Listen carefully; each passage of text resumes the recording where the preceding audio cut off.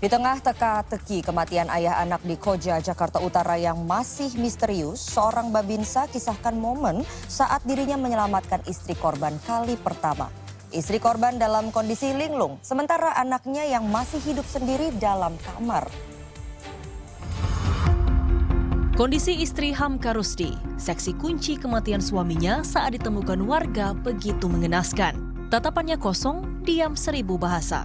Kematian Hamka Rusdi, pria asal Jalan Balai Rakyat 5, RT 06 RW 03, Kecamatan Tugu Selatan, Koja, Jakarta Utara, kini tengah jadi perhatian. Terlebih karena teka-teki di balik insiden ini masih misterius. Seorang babinsa kisahkan momen saat dirinya menyelamatkan istri korban kali pertama. Istri korban dalam kondisi linglung, sementara anaknya yang masih hidup sendiri dalam kamar. Saya datangin ibu itu, saya tanya, bapak mana bu? Anak mana? Ya, katanya bilangnya keluar.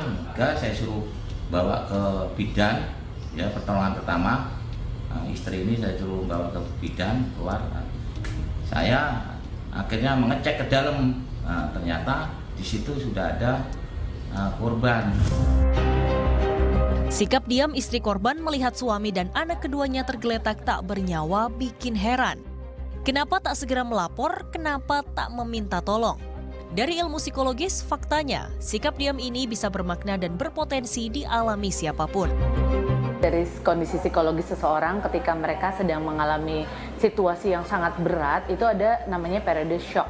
Dan shock itu adalah periode di mana dia nge-freeze, nggak bisa berpikir, terus kemudian linglung, kemudian tidak bisa mencerna apa yang sebenarnya terjadi. Dan itu bisa terjadi beberapa saat atau beberapa waktu. Tentunya hal ini perlu dicek lebih lanjut ya.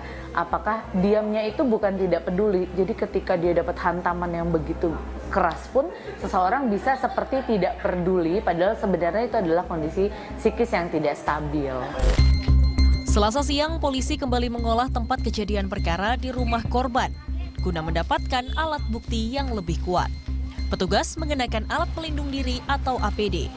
Setelah mengolah TKP kurang lebih 1 jam, petugas membawa sejumlah barang bukti, yaitu cairan serta sisa makanan yang berada di dalam rumah korban.